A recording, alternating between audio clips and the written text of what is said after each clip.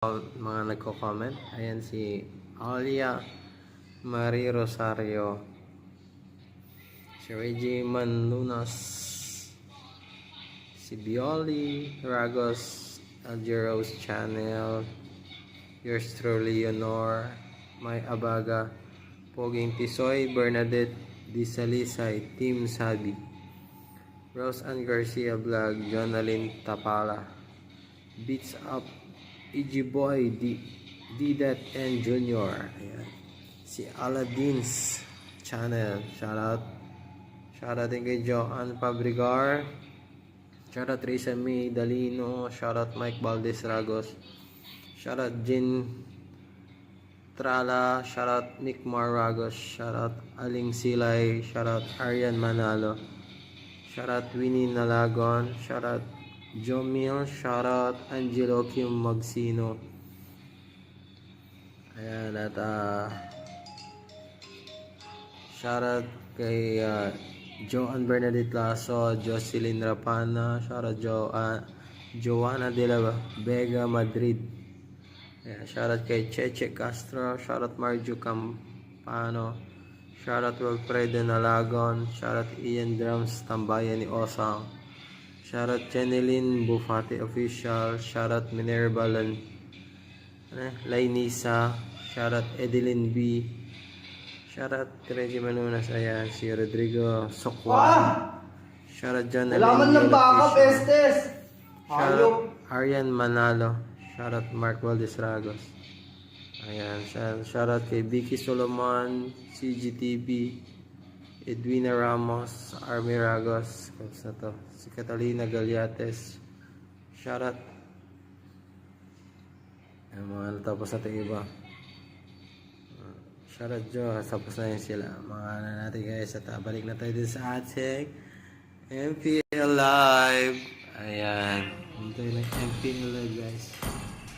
Magmuna tayo ng magandang laban ng MPL Live.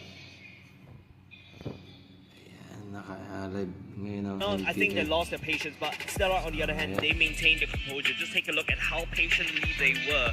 Remember, in the middle part of the game, they were actually behind in terms of the kills, in terms of the gold, and in terms of that map pressure as well. But then, you know, that Forza death stare, and it basically won them that game. But let's take a look at the MVP, ladies and gents. It is, in my opinion, should be going into Forza. In my opinion, right? But we haven't shown it yet. Jump back to us, but okay, goes into Chu. Now, let me explain why Chu deserves this MVP as well. Just take a look. Kill participation is 89%. With a kill of 4-4, but at the same time, you're putting an Esmeralda in the mid lane, going up against a Valentina, which you should have that range advantage. But Chu being put there in the middle allows him to basically, you know, help regen that the health, and then go into basically you bring the XP laner in the mid lane. That's why Chu should get MVP. I think he managed his weight really well in this particular game. Yeah, definitely, and as well as itemization for the game itself. I mean, normally it would have been a bit greedy. Personally, I'm not a professional player, but I would have been greedy on this as well, right? Looking at the draft, I would have put a little more risk.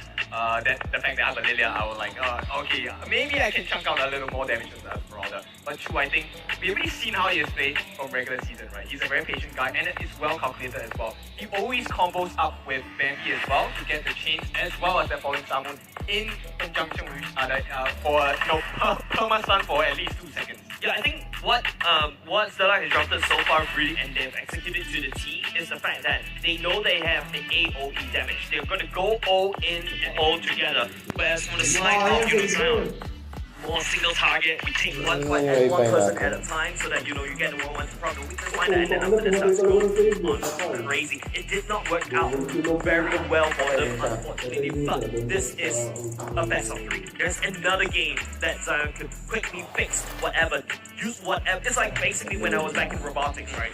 You already finished this one competition, you're going to the next, you have to do this hot fix, this quick fix, and that's where the duct tape, the blue tack starts to come on in line. I think they need to start to wipe with all these things out from the stationary box in going into the next month. Go back to what works, right? You were talking about the pickoffs. I think they did a great job of putting themselves in this situation to win. But let's talk a little bit about the highlights. Yeah, so let's take a look at the highlights, right? So this is in the early part of the game where, it is Supergirl consistently taking away the Forza's wild card. But unfortunately for Tingle, is the one that did not secure the turtle. They got 2 kills out of it. That's great. You want that Garena to start to roll and, convert that. However, this is also the fight, where bottom lane starts to use it out just a little bit. Medica, if you notice, in Roblox doesn't really have enough damage. The place went just barely sick on Zion. Now, I think this is the fight. Non-luminous Lord, I believe. Towards the part where it is Zion that's secured, but Stella did a very important basically turns it off that advantage, and this is also why one set the Forza deficit, right? This allows he sacrifices himself for that, but the damage is done. Now, this is the very last fight. If you notice how Supergirl is positioning, super aggressive, he draws targets all the way, and it's all the family. Unfortunately, Supergirl desperately trying to steal, but look at Truman Man and sticking to Supergirl. And now that's one thing that we've got. Sticking steals out damage, mind you. But then again, that is where, Phoenix and the members of Zion starts to fall off just because at this one. This is so close for Phoenix to pop that crossbow anchor, even though you have 4 members on top of you. I think at that point it was less of impatience already, it was more of greed, because at that point it really looked like a lost cause. They actually could have taken the fight elsewhere. They could have ran away at that point, but of course, Stella was chased.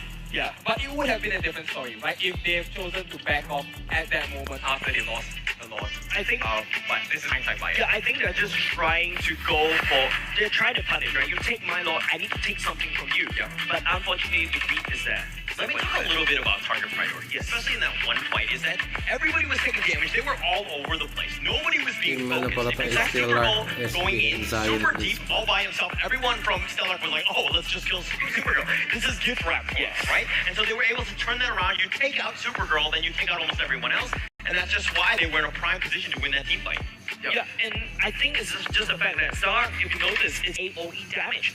You come in as one group. Oh yes, I'm going to straight all the damage across you like in the buzzer, but for the Zion, they're very single target priority one by one, right? And it's like what you mentioned, they can't even find anyone from the Stellar. Smelly Cat on this clock with the Battle Mirror image is super slippery, and also with the Art of Fury as well, he gets bonus movement speed. He's really hard to catch. You saw how Supergirl has to go super deep just to find him, and unfortunately, it's not enough. Yeah, he just becomes that target, right? And the fact that you will see that Forza is always on the front line. Of course, no, it's Hank, but it's Forza, right? So the problem with chasing Forza is that he might turn around and throw a guard very along with the wild charge. And like you mentioned before, he's very patient. This time, I'm not gonna blame him for his stinginess on that wild charge. He saved it for very good measures. It was mental warfare. And we talked about Stella wanting to play my game, right? Yeah. But nobody wanted to play with that. That guy is basically holding his gun at Zion, and you see the finger on that trigger, and he's like, I'm gonna push it, I'm gonna push it, I'm gonna push it, I'm gonna push it. That is where there's so much tension on top of Zion in taking that Lord. That last Lord is just giving it over to Audio Family to take it away. That creates so much space for Stellar. It's just understanding the limits of what you need to do, right? Yes, you can be engaging, and yes, you can just attract so much attention in terms of baiting and taking everything out, but it's one of those things where also you talk about the spell, the discipline of knowing when to cast the right spells at the right time has been on point. Even sometimes not casting a spell is usually a good thing. Yeah, although in my pulse it's usually a bad idea. Gago ang puta. Ayun. Bastusan ah. Tayda na. Oh. Ba't may password? Gago ang puta. Kailangan ng password. So I bring you away. Potato has committed. Audio Family is like, okay, you know what? I'm just gonna spin things forward. So it's just, the discipline is coming back in Stellar, and don't forget, this is different Stellar compared to week 2. I know Stellar was the one that won against Stellar in that week, but Stellar, from the boot camp, from the time they grew together, I think they grew even faster as compared to Zion. Yeah. I mean, let's take the time now to reset. I think we are going to get ready for the second game. Potentially, the game-ending moment for Zion, right? All the pressures on them. And I think, let's talk about this. We just briefly mentioned it, the mind game from Stella. This is the perfect time for a mind game. Because all the pressure is in your head. Technically, if you look at it, you know, if from a job perspective, you're just here to win the match and move on with it, right? But it's obviously not that simple. It's not as simple, ladies and gents, of course. If Zion wants to stay in MPL, they need to win 2 games in a row, and that is a feat going up against Stellar, going into the drafting phase, ladies and gents. Stellar on match point. They will be able to stay in MPL Singapore if they win this one. Yeah, this is a tough one, a follow-up for Zion. They not only do they have to draw, they have to win after that. Now, they're gonna go back to square one. Same step, same placement as this one. We're gonna have that Paquito as well as the Pharaoh's banning. And it looks like now, there's gonna be a slight change. Latte gonna be banning away that Lilia, that Sig was playing previously. And I think, yes, that's a very, very good ban. That's a knee-jerk reaction. It's like something, the doctor tapping on top of your knee and you just immediately kick him in the face. That's not what happened. You've already got kicked in the face once, you just reacted. Whereas Stella, on the other hand, they're going to go back to the same old bans. I think it worked out well for them in game number 1, so they don't need to tweak, banning away the pyramids and that archive. Yeah, exactly. I mean, it's, at this point, you have already shown your stronger hand, right? Till you beat this stronger positioning, I'm not going to budge. Right? So at this point, Stellar has the mental advantage and of course the scoreline advantage, which is a tough, very tough position for Zion, as you can see. I mean, when we looked at this place at the start of the day, we all know that due to the tension in the team, as well as the whole arena here, we are at OTH, Tampines. Yeah, and the best part is the cloudy, recently Singapore has been quite cold, the rain is not helping this tension, of course. But of course, this means that, OTH is actually quite cooling this time. I'm actually very surprised, but right now we're looking at Zion banning away that one. Top bans, as Paula has mentioned, but of course there's few old reliables that they can go back, for example, Clint, or even going back to that Beatrix. I think the question is, what is Vanix going to play? He's playing the gold lane this time. We don't really have much data because he's usually the jungle. On the other hand, Stella, if they really want to secure that nail and that coffin, they can go ahead with that. Your team is the Valentina will get banned away by Stella. See a Pharaoh's ban, it's normal to get Valentina banned as well. Yeah, I mean, there's a couple of champions that we haven't seen yet, right? So far, most of the teams, they're Leslie's. Ignore these 2 heroes so far. One of the other things we have also seen is that the ignoring of Franco and Kufra, right, as well as Atlas. We have not seen any of these champions being played so far in the last few weeks. Yeah, but that's because there's always the potential threat of that Diggy, right? Especially Latte. Latte can perform very well on that Diggy, but now Zion going on first pick. What is their poison? The Goblin is wide open for them. There's also the Julian, but no, Zion will be taking away the Rock from Osa. This means that Zilla won't be able to take that again, but Osa, oh my goodness. Osa going back on his signature draw at Stellar. Going into that Gusion, ladies and gents. Finally, Gusion is unlocked. We will be seeing being played on stage. Gusion is one of the heroes that you hate to play against. I mean, when you see Gusion, he appears in front of you the moment that mobility skills land on you. That's it, man. You're probably gonna die. Yeah, that wobble combo coming out, right? It's proven, Gusion's proven very flexible to dashes as well as the second skill to reset, his main damage as well. And not only just that, the passive was being reworked. Now he deals more damage with basic attacks after his skills. So it works very well in this match. But now Stellar, another thing, Osa going on that jawhead. He used to play a lean jawhead back running around, but Zion, okay. Remember what I said, going back to old reliables. There you go, the Barats, there you go. Even the Farsa gets taken out by Zion. Yeah, I like this draft by Zion, a very good response, right? Instead of, they know that Stella's the team that likes to, they like to take fights. So the way they start drafting now, they're just waiting for them to come in, right? You have the Barats, you have the Farsa as well. Sure, you want to take a fight? Fight in my arena. Fight with my wild charge ready for you. This time, we are the ones in control if you choose to charge it. Yeah, but at the same time, Stellar feels like they do have a lot of these mechanisms to deny better airstrike. Better airstrike will be this massive view, and that is why Zion bans away the litter. Remember, we talked about this game number 1, right? So this better airstrike striking, but Stellar will be proven very slippery. You have frames from the bandits, you have dashes from the Grushin as well. Can find the target easily, especially when the better airstrike renders the Farsa immobile. But now let's take a look at the ban. Stellar takes away the Melissa. Very strong marksman right now because of the puppets that could spread damage all across the board. It's like an upgraded Mia in my opinion.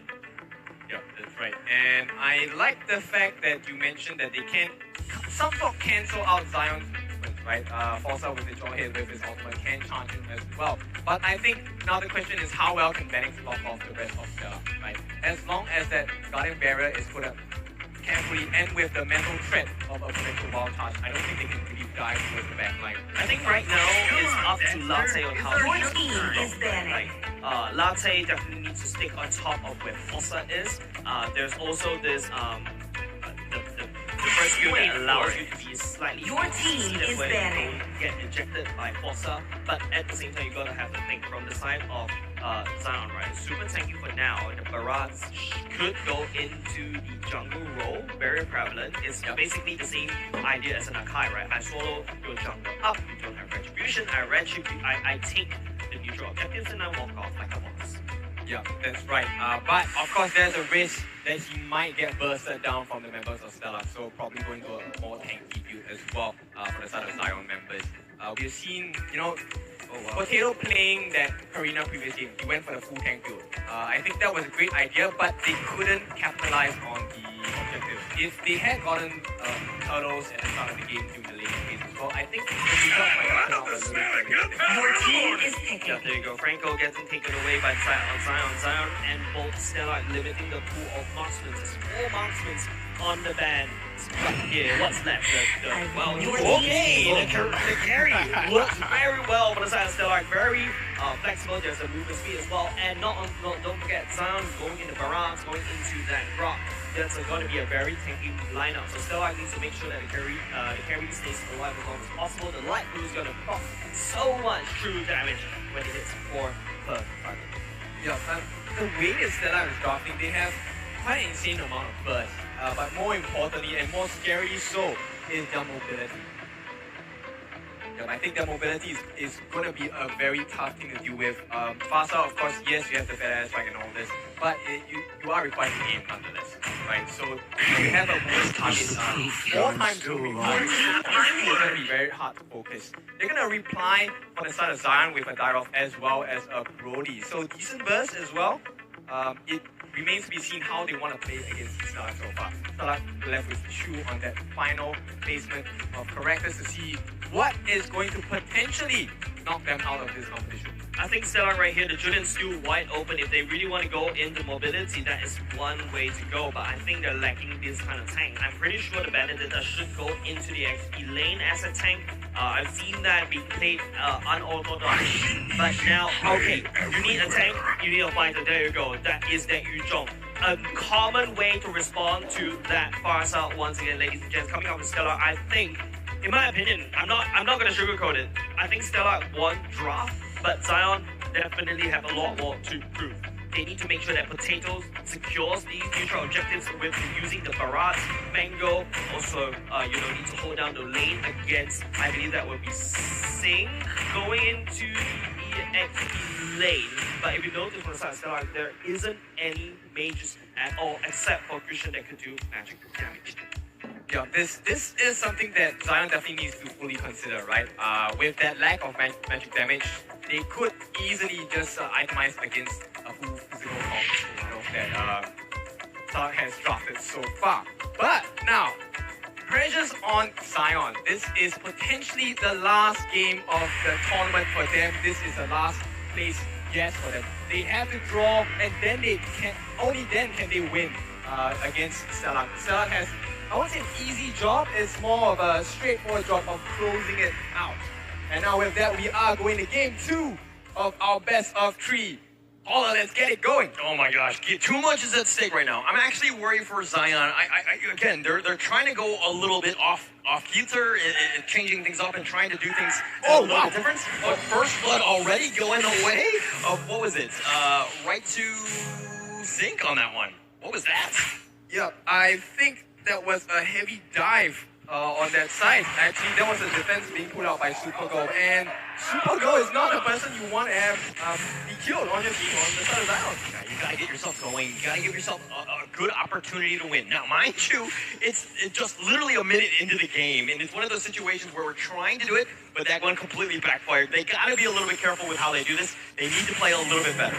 Yeah, they went on early game aggression. That was, oh my goodness! It is gonna be a one-to-one trade so far, and you can see Zion. They know what's at stake. They are already screaming. They have to make sure that the tempo is up, the hype is up. They need to be in energetic form. They need to be energetic. They also need to make good, smart plays. First 10 minutes, super important. Make sure that they got themselves a chance to win. And I think that's awesome going in for this one. Yeah, it's going to be a little bit tough for them to see. And it looks like they're going to make it out so far. But Stellar, I think at this point, going to be very, very aggressive. They know they have the advantage. They're going to try and push it as far as possible. But try to do as much as you can, provide that space that's going to be required. Also very important. But Zion here, if we're talking about net worth, it's like literally neck and neck at the 2-minute mark. Yeah, so far. And the first objective is gonna spawn on the map. First major objective. Previous game, Zion did not manage to get a single turtle out of the full first laning phase, and it looks like it might be the same story again. I don't know how I feel about this. Last time they traded it, for 2 kills to get that turtle in the game 1? This is one where they're just like, hey, we're not going to contest here. We're going to try to get as much farm as possible. But again, look at it, opening it up. The turtle has now been taken by Stellar, and also they've done the invade. Yep. Zion, they are bleeding, but what's worse is Stellar is holding a knife and a hammer. They are ready. Blood trauma force is definitely something that Stellar is looking to inflict on Zion because you can see they are not comfortable at all.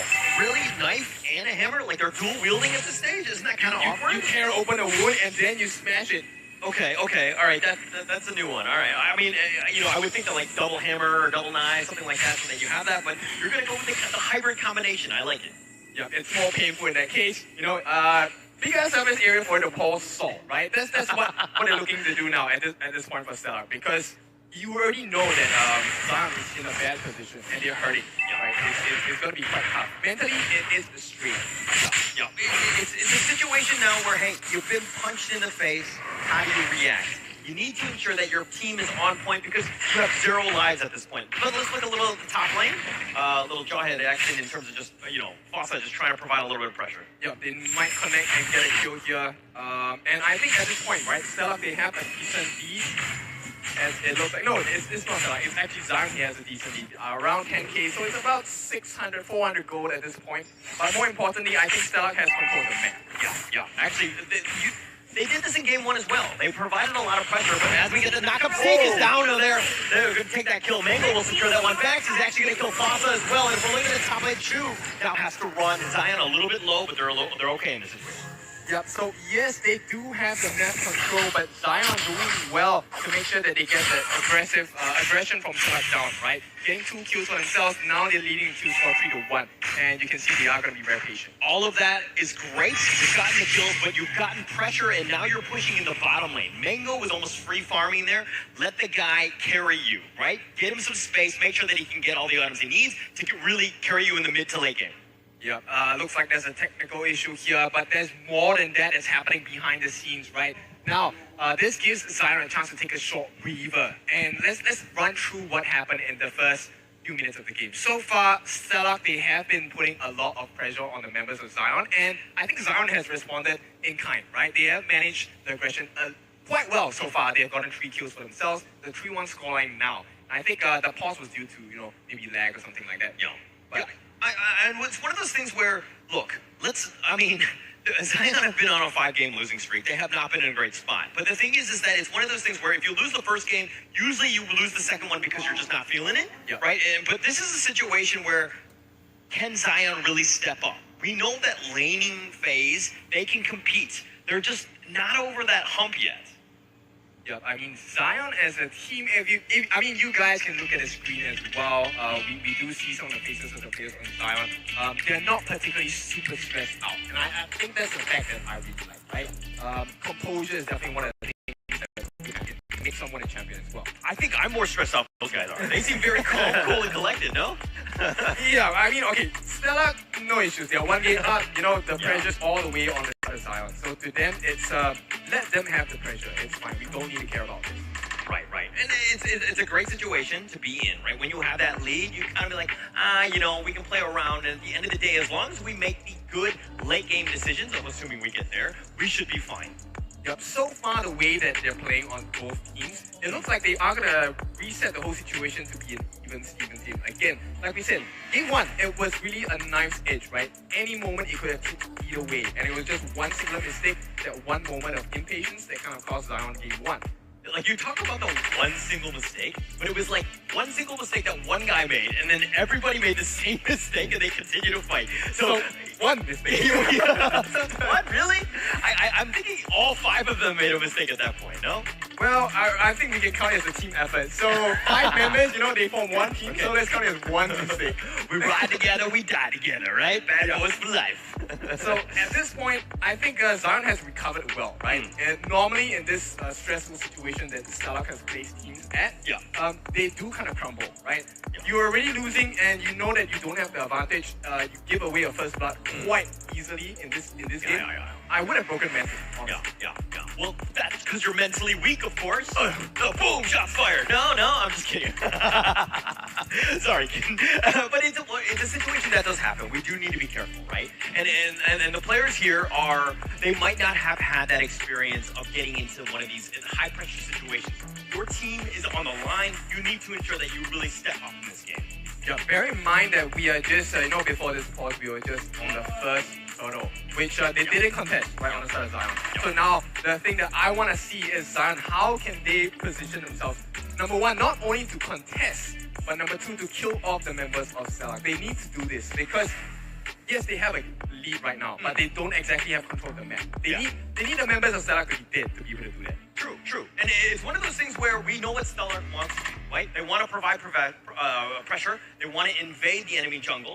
They're going to be in that situation. So every time the respawns are happening, you need to ensure that, hey, I can't just solo this jungle camp. I need to ensure that my teammates are there to back me up in case that there is an invasion. That's right. And there's many other things that they need to layer on top of that. Yeah. If you can get control of the map, that allows you to kind of subtly control your opponent's farm as well. You kind of influence who on the side is going to come out and farm. Right? So if you starve the members of Stella, who's going to come out farming? It is going to be very bad. Yeah, we're going to find out as we get back into the game here. The turtle's going to be started. Papa's there, and Mike Stellar, again, heavily focusing on the turtle, but it looks like they're going to back off, especially since there's a bit of a 4-on-4 situation. But the turtle's back into the lair here. That's right. It's going to be turtle dance at this point. Forza dancing really well. You can see that movement. But it's going to be right smack in the center. So this is even both teams. They have to be really careful about their positioning. But Singh is going to try and jump in. I think this is a rebate of what happened in game one as well. In situation for Forza. Yeah, but they got to be a little careful. Singh is actually a little on the lower end. Mind you, the turtle had he regenerated. He's back in the lair, but he's been pulled away. Now Stellar, yes, they still have 4 members, but you know, you're not everybody's at full strength right now, so you've got to be super careful in terms of this turtle fight here. Yeah, Potato wants to make sure he gets the lead over at this point. It does provide a bit more visibility for them. And now, Forza, same thing. He's staring them down. He does have access to his. So at this point, they just want to make sure it's as easy as possible for them to come in and steal.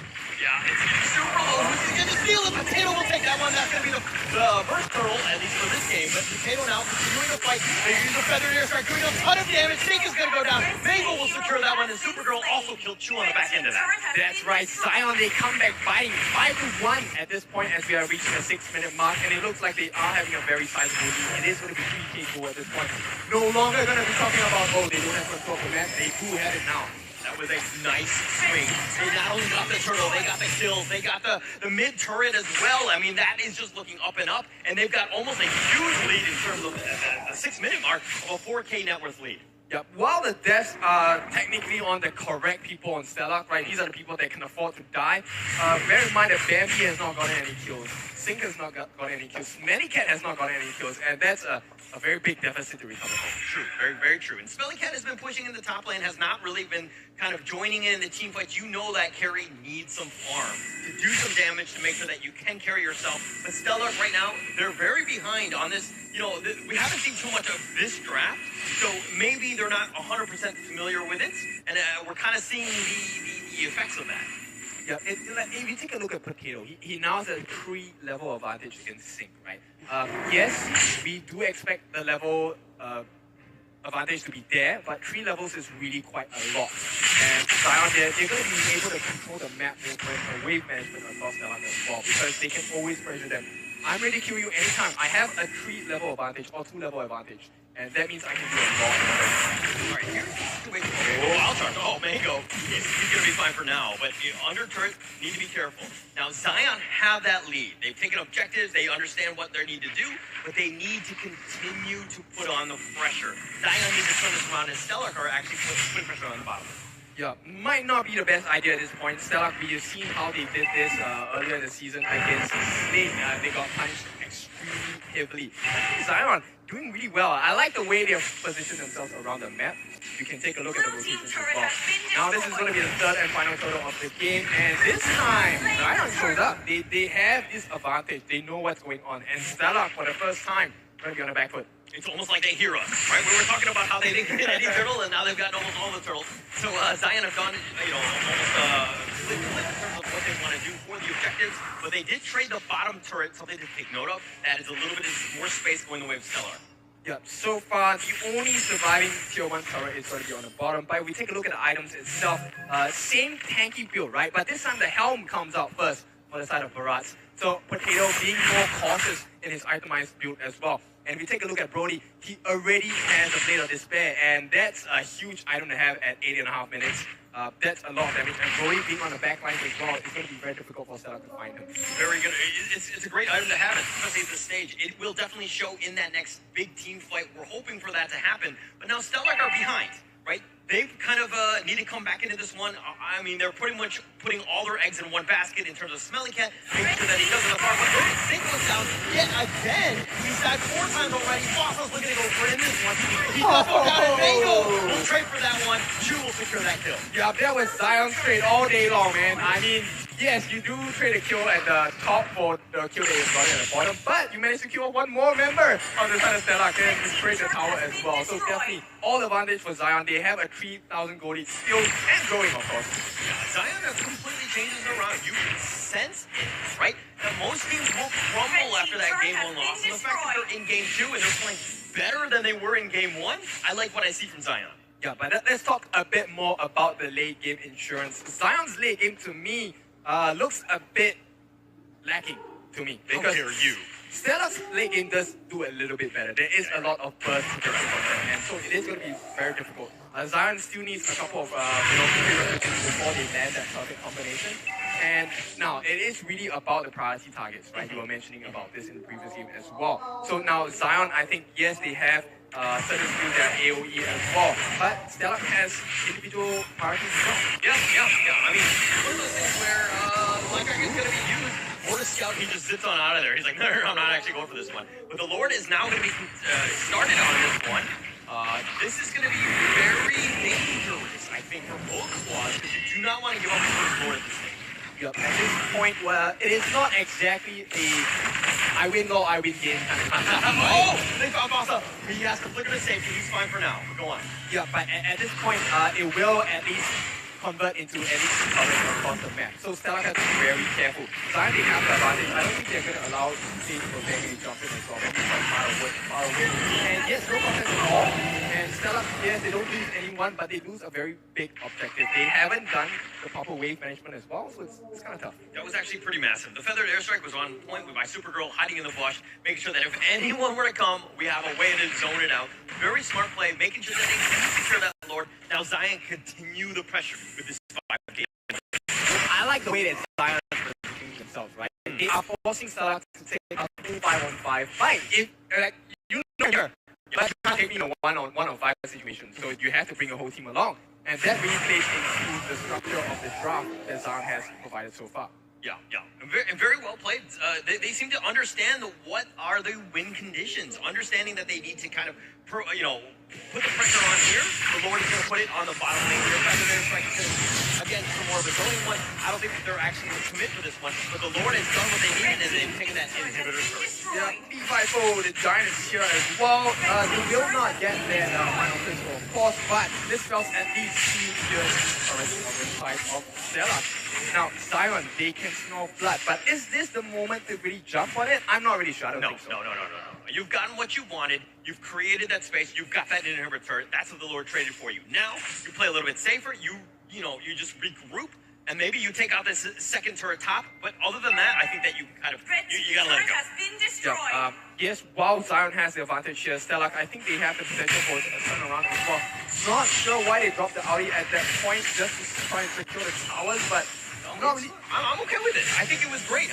They did structural damage. Yes, they didn't get the turret in the end, but I mean, you're trading a cooldown for all that effective damage. I'm totally fine with what Zion did. Now they just wait for the next minion wave as well as their cooldown.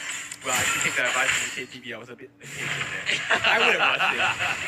Understood, but you look like you can do one thing at the ejector. They throw him back. The two-man knock. The feathered air strike has already been stopped. Panic kills. It looks like they're going to be on the run. Zion Latte is going to be stuck in the wrong spot. Mango is fighting 1 versus 4. He's going to flicker this. Well, try to stay alive. He dashes the Guardian Barrier. Sink goes in for this one. He's trying to get the kill. Supergirl, Latte, all on the run, all very low, and no one is dying. Oh, that was super close. Zion, I mean, Vanix was the only one that died. At this point, he has the Tanker's Heavens that he was not going to live in this game. It would have been a disaster, right? But at this point, Zion, I think they recovered pretty well, right? Yes, they didn't get the 2 tier 3 turrets at the top and the middle lane, right? But they managed to skirmish, get the skirmish going and didn't die. They got back to their base. Yeah, okay. You were asking if Zion should be sticking around, right? They had the feathered airstrike. Man, that play top where they did a little bit of damage on the inhibitor. Yeah. But it was one of those things where Stellar saw that, knew the cooldown was on cooldown, and then they could actually make a play on those situations. It's one of those things where you're getting caught out in those moments. You need to ensure when your cooldowns are up so that you are always going to have that for that team fight. Stellar tried to take advantage. They only got Vanix though. Yeah, I mean, but by the way that it's described, it kind of looks like a bait, right? Yeah. But the thing is, it didn't exactly turn into a bait. It really cost them quite dearly. Thankfully, they didn't die that much. And Bossa might get punished here. He's actually thinking he's about half. They have the ejector, but it's on the Supergirl. Bossa will pay for that one. Supergirl is down, though. That's a lot of damage, and they're going to have to look to run. Oh, dear, Bambi is next on the list. Potato will secure that one. Zink is on the run. And Zion are trying to find something. They don't have a barrier, and that's going to be used now. A little too late. Yep. Oh, that was so close. That would have been over. But the retribution is down on the side of Potato. If not, that would have been game over. And Zion would have taken it. Could have taken the ball already. Bendy's going to be up in about 20 seconds, which means that Zion probably has this ball for free, unless there's a miracle steal at this point. I'm not gonna see that happen, I think. They're going for this one. They're going to try to contest here. It's going to be solo. Potato will take the Lord on that one. 2 dashes away, and Zink is going to be stuck all by himself. Is he able to get a lot away? He does not! Vanix will secure that kill. Nice shot, but they're going to look for fight. Mango tries to keep himself alive. He's a little low. Doesn't need to be careful. 2 Black Dragon. The Feathered Airstrike is now alive. Mango is down. Smelly Cat will secure that one.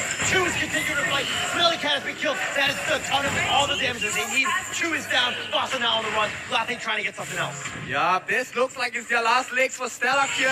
Zion, they smell blood. They know it. They're going to start knocking on the door in that middle tier turret. And on the top lane, the Lord is going to show his presence as well. Oh gosh, a lot of pressure. Zion playing this well. It's only a 4K net worth lead though, but Zion providing pressure in the mid lane. The Lord is going to push in the top lane. Zion, this is going to be the last inhibitor turn to face wide open. Feathered airstrike. They're trying to go in. Randy trying to get the kill. He does kill Latte as well as Supergirl, and maybe that was the heroic play that they need. But Zink is looking to fight. He's getting a little bit low. He's trying to fight with Vanix. They're going to flip to go, and Vanix gets the snipe. And Potato and Vanix will run away and tell the tale of how they've lost 3 members. Yeah, at this point, I think Zink is happy to throw his life, right? They do get Zion back, get off their backs, and this leads Stella to be able to defend against this Lord pretty comfortably. there is a 4,000 bodies on the side of Zion, but bear in mind, we are reaching the late game stages already, which means your farm doesn't really matter because at this point, everyone is strong. Yes. Right? It really comes down to the death diamond.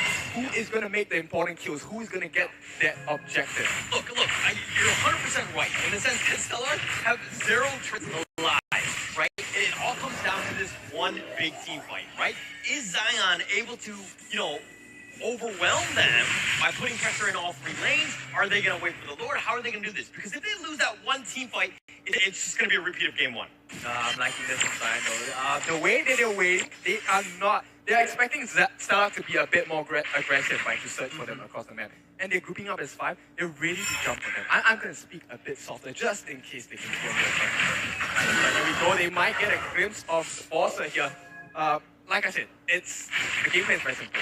Let's wait for Stellar to overcommit, and that's it, man. That's gonna be their death bait, and we're gonna put them 6 feet under. You're right, but it's coming down to those late game decisions, right? You have to ensure that you do not get caught out, right? If you lose one guy gets out of position, fine. Let him die, but not the entire team. You gotta be super careful and make sure that late game decision doesn't bite you in the butt. I think at this point, it's really more of the moment when I have everything, and that's not something you want, especially in this late game. Right? It really. And we go. The final slot has spawned already.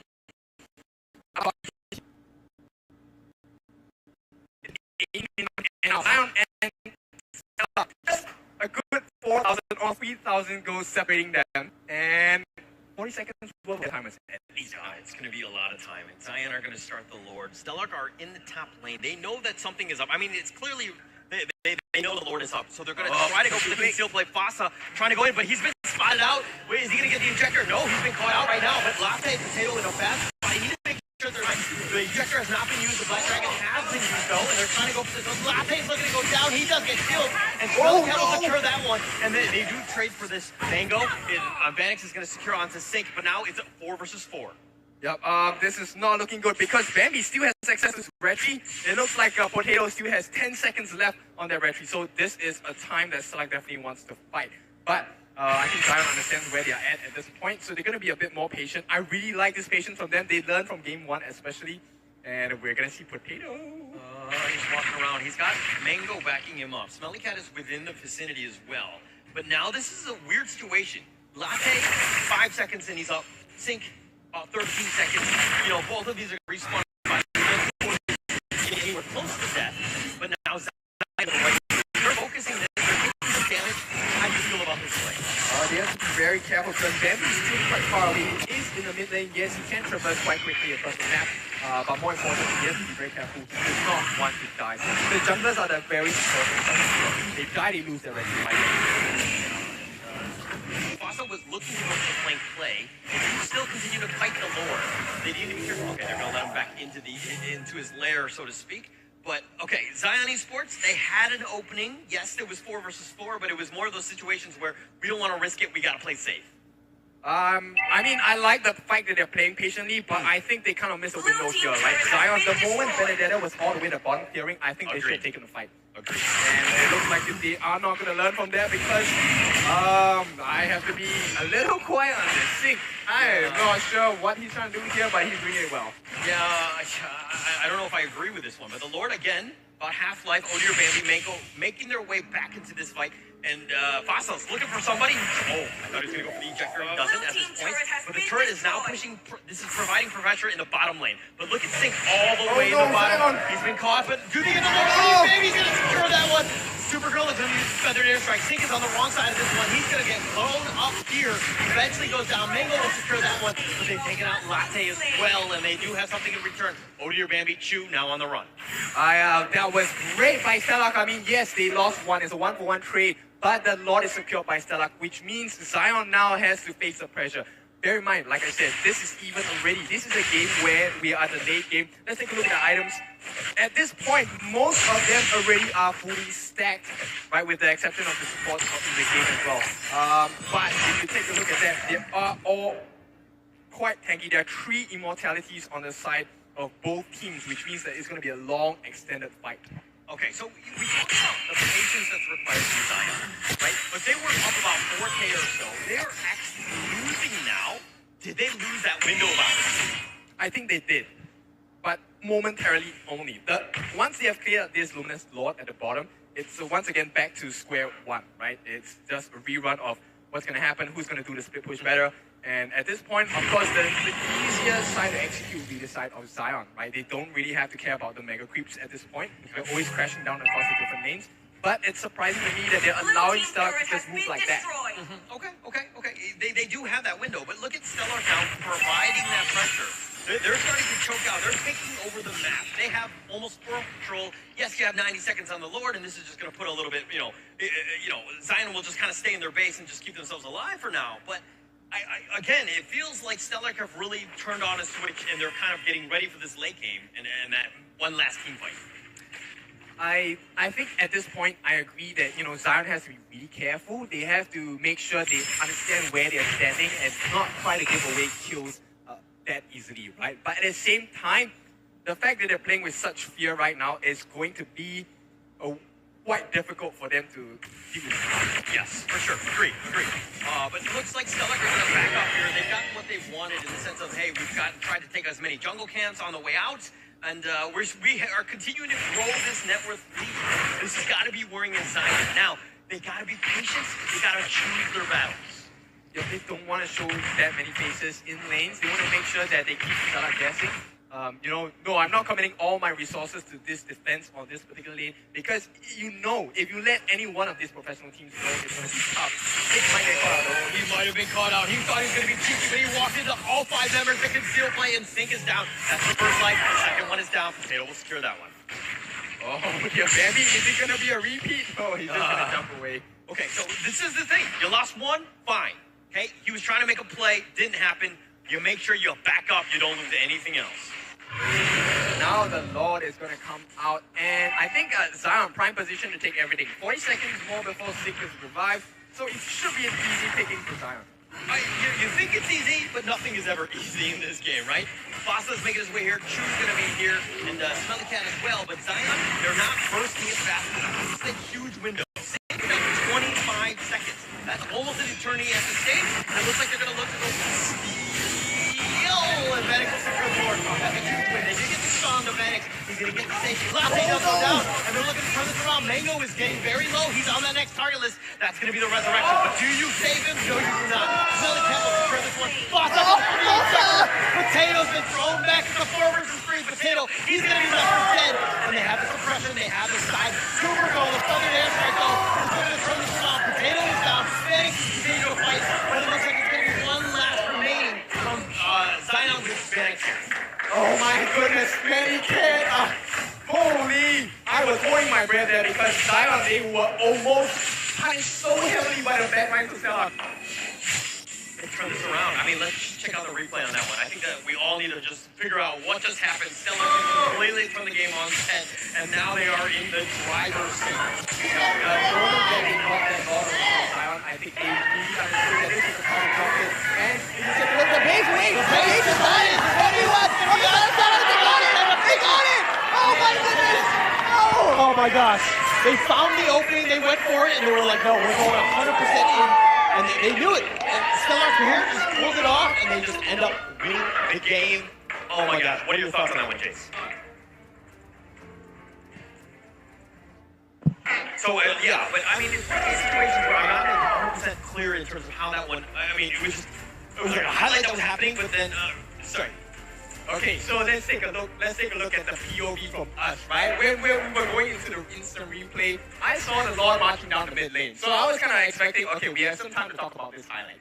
But of course, we were suddenly pointed and gestured towards the bottom side corner of the screen, and hello, the 4 members of Stellar were suddenly hitting the base. They decided that, it doesn't matter that our immortalities are down. It doesn't matter if we die. The base is not strong enough to take our damage. That's the thing where the situation would happen. The late game decision making that you can do in terms of, you had that opening. We talked about the fact that you win one team fight, and again, I think Zion even got caught out in the inherent turret battle, where they probably should not have fought that. They should have just, regrouped, made sure that they were safe in that situation, and Stellar took full advantage of that. They were not exactly decisive with it. I think it was a moment, right? We've seen a couple of moments across the map where they had access. Yes.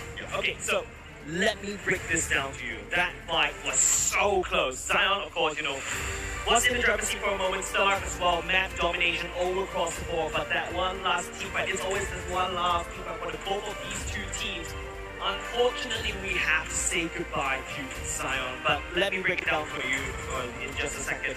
We'll be showing you the items, then after that we're going into the post-match analysis, then after that we're going to the MVP. But before the items come up, I'm just going to have to tell you, Stellar has a very early game aggression, right? With the help of the Benedetta and the Jawhead. That's where they shine. The Jawhead ejects. The Benedetta could do a lot of damage with first skill. Of course, Benedetta in the early game does a lot of damage already. But if you notice how Benedetta has transitioned into the late game split push, if you take a look at 6 items, right?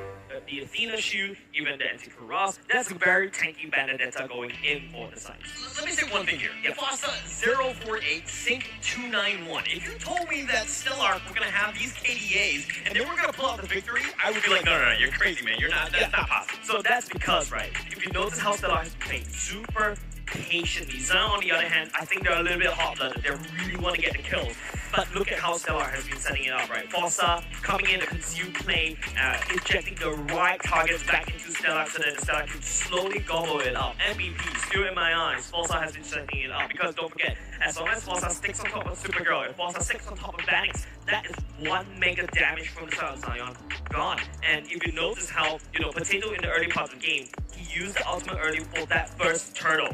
And that's also a big problem because you lost that turtle over to Stellar. But however, this time Zion was able to adapt during the mid part of the game. That is something of a very good feat coming out from Zion. They know Fossa is definitely on the side trying to look for the flanks. And then, I just go in, I find Fossa. And not only just that, they also did the same thing to Sync at the bottom lane as well. But let's take a look at the post-event stats, ladies and gents. Of course, you should be able to see Zion that use even a slightly bit more damage as well. But that's because of Supergirl. Supergirl's positioning has been impeccable, but it is also, like what I said, the drop matters because Stellar has so much tools against this Fossa. Let's take a look at Stellar, right? 2 PM, of course, Odia Bambi Gushin has been farming not only just jungle creeps, but also farming the main targets of Zion, right? And of course, using the most amount of damage, Zion Fossa takes the most damage as well coming off of Zion because he's really facing them up front. Assists, of course, going into the side of Fossa. Fossa has been setting this up. You give Fossa his comfort. That is the problem coming off of Zion. Zion banned away the Jawhead in the first game. Then Fossa comes in, you know what, I'm going to go back into my trusty Jawhead. Yeah, I mean, the fact that it let it out and, Fossa is the boss, man, and it's really difficult. Like talked about it, Zion itself, we know the comp that they dropped it. They want Stellar to come inside. They were ready for it. They thought they were ready. But Stellar just went and punched them in the face and said, hey, it's our time. And there's one more person that deserves, all the glory in this, making this game work for themselves on the side of Stellar, and that is the MVP. So let's take a look at who the MVP of Stellar is. Yeah, it's going to be coming up. I mean, to be honest, I called it. Fossa, right? I mean, he was on point with this one. But, I mean, 62 kill participation? Come on, man. Dude, I called it. In game number 1 was Fossa on the Grok that set it up. Game number 2, Fossa on that Jawhead has been setting it up. His setup has been completely nutty. Don't forget, Zion was the one with the kill score. Yep. It's always them killing, having a kill score. Fossa coming in at the nick of time to pick up the one crucial thing. Yes, you can have like in let's say in the exam, right? Yeah. In your daily exam, you can ace your pop quizzes, you can ace the quiz, but in your final O levels, if you decide to flunk, you flunk. Yeah. Okay. I think that was very personal to me. I was like, how did you know? How did you know this? Like, have you been doing some research on me? Because I read your biography. got it. Yeah, but that's a situation that can happen, and I agree 100%, right? He was ready, right? And let's talk a little bit more about some of the plays in the highlights here. Yeah, so if you take a look at this part of the highlight, I think Supergirl, his positioning, like I said, before we go into this, his positioning on point. Supergirl just needs one better airstrike. This is the point where, Stellar cancels off the better airstrike. Not a single one has been landed, and immediately you notice what happened. Zion lost that team fight. So that new coming in from the side of Supergirl has been very, very crucial. And if you notice, so much tools are put in just to make sure Supergirl doesn't get killed. Off the better airstrike. And of course, Vanek coming in, the long range time coming in, and look at that. Forza punishes Zion right back again. Supergirl, once he hits the real world manipulation, sorry, not real world manipulation, mind you, the better airstrike. I haven't said that in a long time, ladies and gents. Once Forza comes in back online with the cooldown, that's where Zion has this mega bursting damage. But in terms of the long out, drawn out fights, definitely goes in the favor of Stellar, and Stellar is banking on it.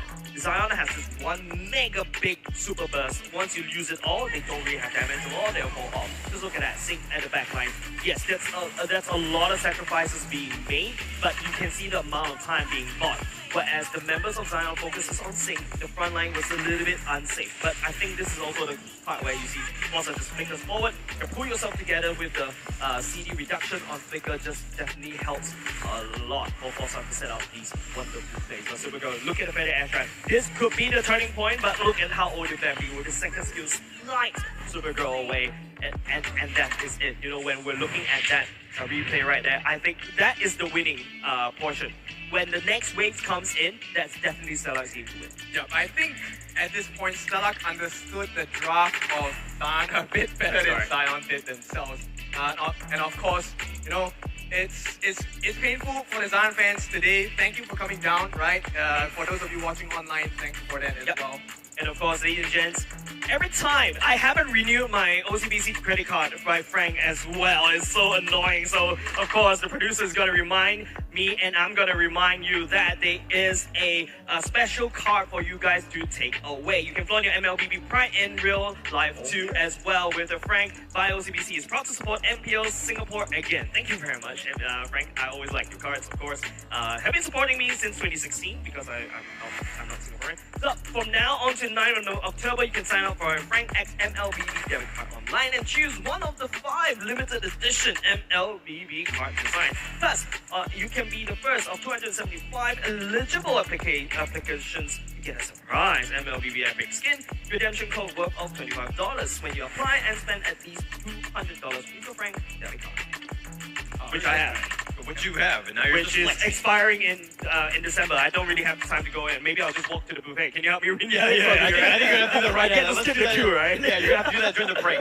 But let's talk a little bit. One last thing about Zion, right? I was impressed by what they played. They did. They had an advantage. It's those late game decisions, just cleaning those things up. Yeah, another thing that you guys have to also remind yourself, Stellar came from the open qualifiers. They took that seat away from someone who's seeded into this season. That means that, this is so wide open for everyone to take. All right, but let's go back to the host here for the post-game interview. Now, ladies and gentlemen, right now here beside me, I do have the brains behind that fantastic play, and we have Nash right here with us today. Yeah. So Nash is the coach right here at Stark Esports. So that was really, really wonderful. So what I understand, Nash, is actually most of the teams right here at MPL SG has gone through a boot camp, and I believe you guys have as well. So did it benefit you guys? And it seems like it paid off well. What are your comments?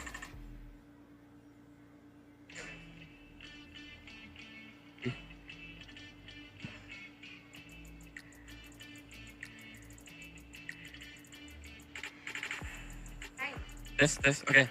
So honestly, moving into bootcamp, it really pays because all of us, some of us are working and me having kids and stuff. So having bootcamp is actually it's helping us on the bonding side because our team, one thing is we need that morale to be higher up.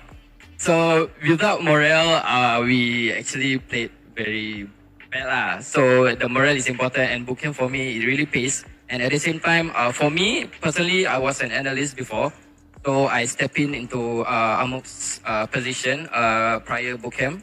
So from day one of bootcamp to now, it has been me and the team. It has been a collective decision from us. So yeah.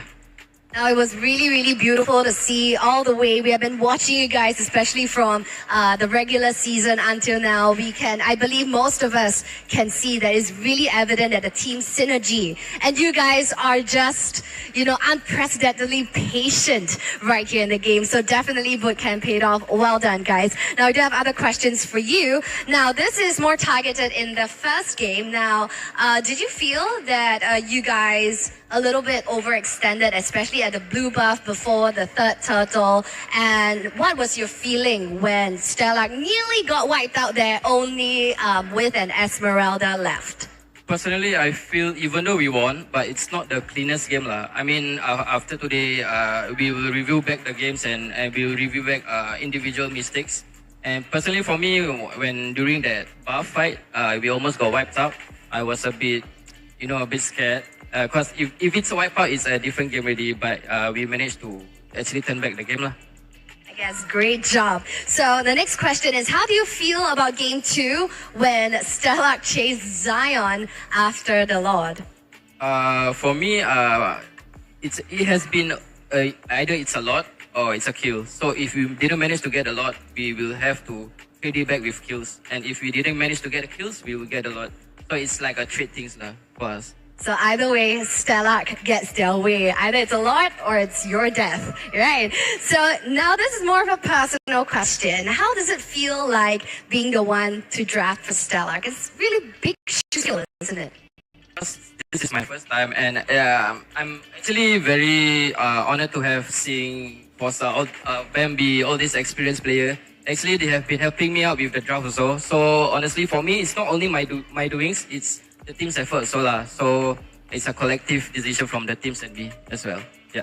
Now that's absolutely beautiful to hear. If you guys can't see, Stellar is actually going wild behind the scenes. Now, this one is also a very interesting question. Who do you respect the most here at MPL SG Season 4? It could be players, it could be coaches. Who do you respect the most? To me, personally, for me, I respect everybody in the scene because honestly, I know that everyone has been doing a good job and they've been sacrificing a lot. Even it's not Stellar, it's from RSZ, EVOS. Everybody has a part to play and making this event a blast lah. So basically, I thank them for the sacrifices. So is there any individual that you look up to rather right here in the MPL SG scene? The one I look up to, I'm not sure. Maybe my team. Oh, you look at it. Okay, that can be accepted. Fair play. All right, and finally, maybe this to our teams watching on the sidelines. Who works the hardest right here from Team Stellar, coming from the coach? Who works the hardest? I have to be a bit neutral here lah. So I would say I have to play safe. So I have to say everybody actually did their own part lah. I mean, each of them has their own weaknesses, and I myself have my own weaknesses lah. But every one of us has a part to play, and actually everyone worked the hardest especially during the boot camp lah. So yeah. Fantastic. Thank you so much, Nash, for your insightful sharing. Thank you. Thank you so very much.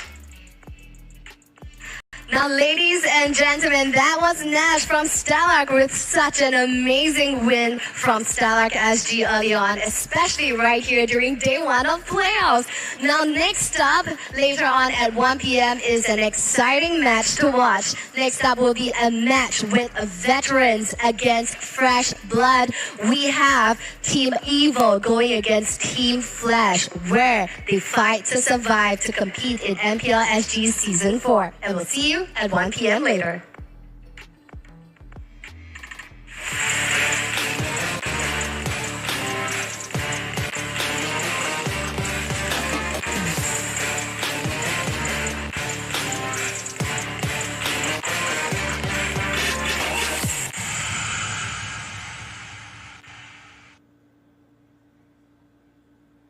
affiliation. Since its debut in the early days of the game, Gusion's popularity on the Assassin roster has endured well into the present. Because of this, we've decided to keep his skill kit as is, at least for this update. However, we still feel that we should do something to show our gratitude for your continued love for Gusion. That's why we're bringing Gusion's visuals up to 2022 standards, with a full upgrade of his in-match model and skill effects. We've made sure that these adjustments won't affect his original design, so you'll still be greeted with that familiar face when you meet Gusion in the battlefield after the update.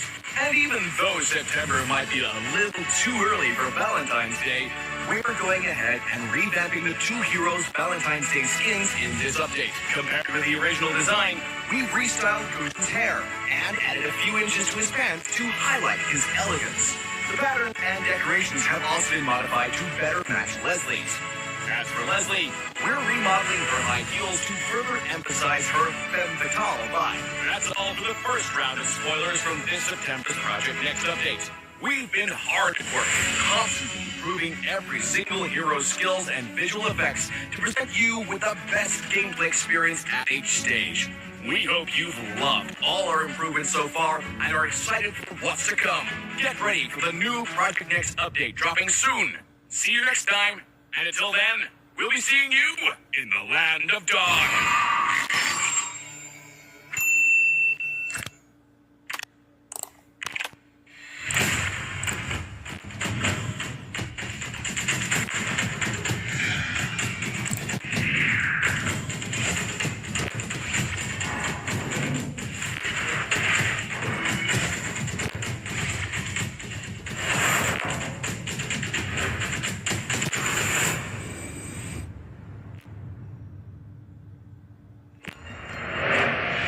I am Optimus Prime.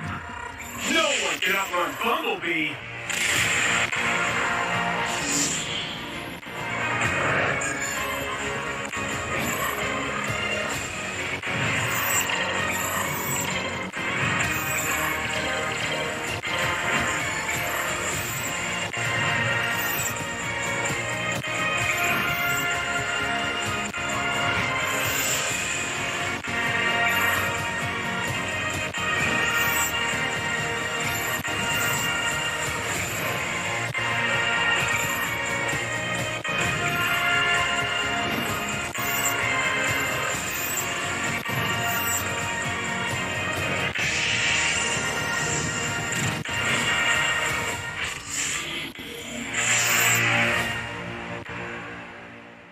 Osim.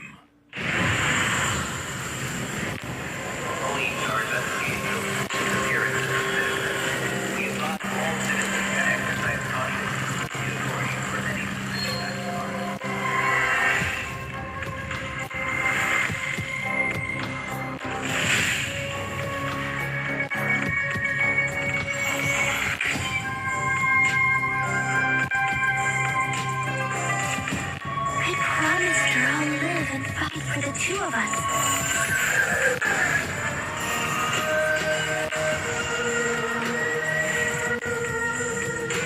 I won't fall before killing you, Key.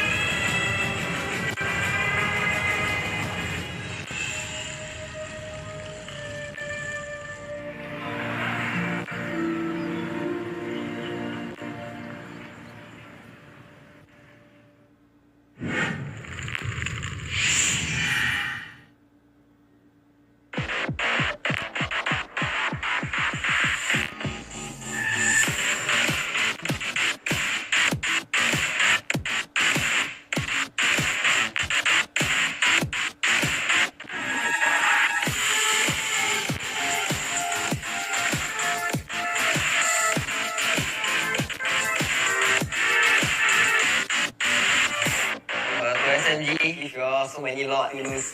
It's going to break out. Hey, Diablo, first blood me, right? Playoff, I need first blood again. Well, guys, I hope you don't come first blood again. Sometimes too easy for me, I don't like. Friends, CSG, you guys every day doing TikTok top 10s will be a full-time TikToker. Oh, relax, huh? And yeah, in tutor no. Smelly cat, I'm gonna make your KD smelly. Lion, I'll kick you out of MPL like how you kick me out of your team. Angry. Sir? Oh, is this the retirement home? Yo, what else can you play besides your one trick video? Well, your name is powerful, but your gameplay is weak. Reminiscent, your Garena is your signature hero, but I'm a better one. Evil lousy. 1A2, I'll mail you E8 F9. Rival, when you guys close this season again, come and find me for your next season's good name. Slate, the only reason why you win us is because you treat that as a warm-up. Let's go! So EXP lane for Rival. To add on here, I'll show you who's the better EXP laner. Revival, even after you guys have revived, our players are more known than yours. Yes, when I playing XP lane, you're still drinking milk.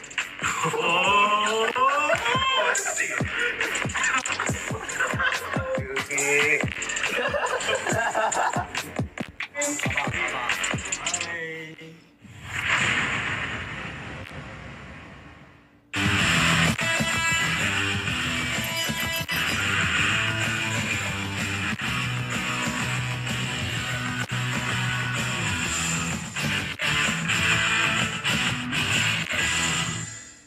Hey everyone! We launched Project Next Necrokeep back in June. Did you like the new Necrokeep and the 3 revamped heroes? We're back again this time to give you a preview of what's in store for the next Project Next update in September. The upcoming September update will feature 2 more hero revamps. This time we're shining the spotlight on a lethal duo, Leslie and Gujin. Let's dive headfirst into Leslie's revamp. As the adopted daughter of House Vance, a clan renowned for its immense wealth, Leslie will be getting a makeover to showcase the understated opulence and elegance characteristic of House Vance. Leslie will be abandoning her cuffed sleeves for a more appropriate pair of long, dark leather gloves. Stunning leather knee-high boots will take place of her old brown calf boots, completing Leslie's more sniper-friendly look. Her brooch will also be placed with the badge of House Vance. Expect a more mature-looking Leslie with restyled bangs and eye patch. Her newly added optical sight should help Leslie aim more easily.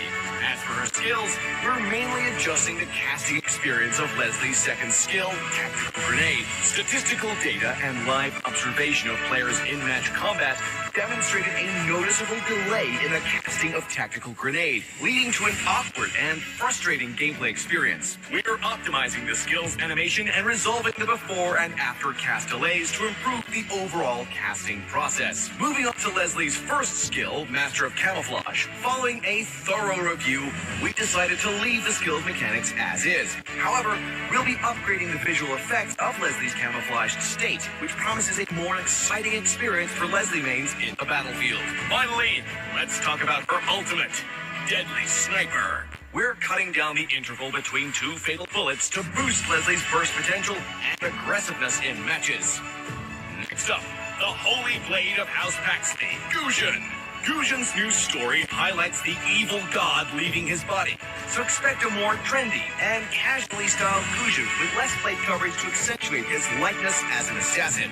We've also incorporated Eamon's mana shards design at the end of Gujin's scarf to reflect the 2 brothers' reconciliation. Since his debut in the early days of the game, Gujin's popularity on the assassin roster has endured well into the present. Because of this, we've decided to keep his skill kit as is, at least for this update. However, we still feel that we should do something to show our gratitude for your continued love for Gujin. That's why we're bringing Gujin's visuals up to 2022 standards, with a full upgrade of his in-match model and skill effects. We've made sure that these adjustments won't affect his original design, so you'll still be greeted with that familiar face when you meet Gushin in the battlefield after the update. And even though September might be a little too early for Valentine's Day, we're going ahead and revamping the two heroes' Valentine's Day skins in this update. Compared with the original design, we've restyled Gushin's hair and added a few inches to his pants to highlight his elegance. The patterns and decorations have also been modified to better match Leslie's. As for Leslie, we're remodeling her high heels to further emphasize her femme fatale vibe. That's all for the first round of spoilers from this September's Project Next update. We've been hard at work, constantly improving every single hero's skills and visual effects to present you the best gameplay experience at each stage. We hope you've loved all our improvements so far and are excited for what's to come. Get ready for the new Project Next update dropping soon. See you next time, and until then, we'll be seeing you in the land of Dawn.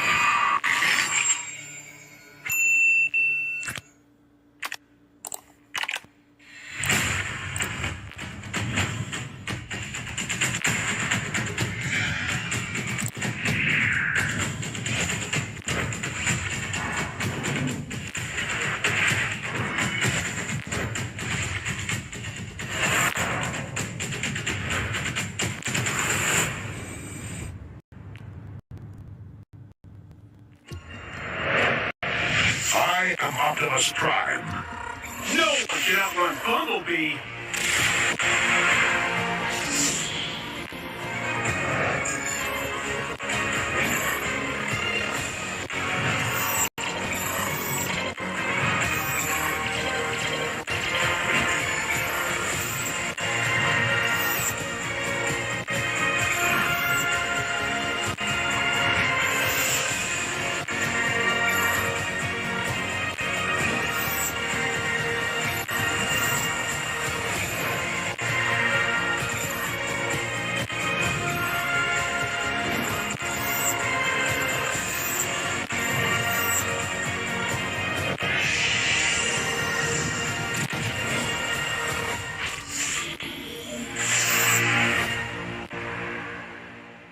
OSIM.